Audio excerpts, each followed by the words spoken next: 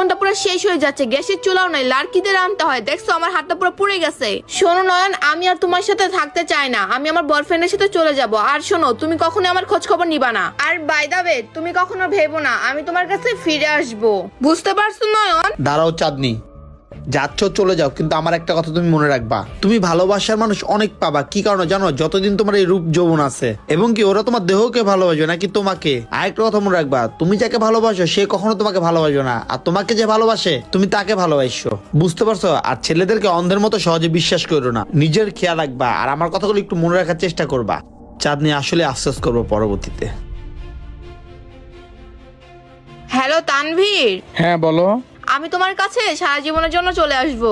আচ্ছা আসো। আচ্ছা ঠিক আছে, আসতেছি। এতক্ষণ কেন লাগতেছে? কি ব্যাপার তানভীর, তুমি আমার ফোন কেন ধরতেছো না? কি সমস্যা তোমার? আচ্ছা যাই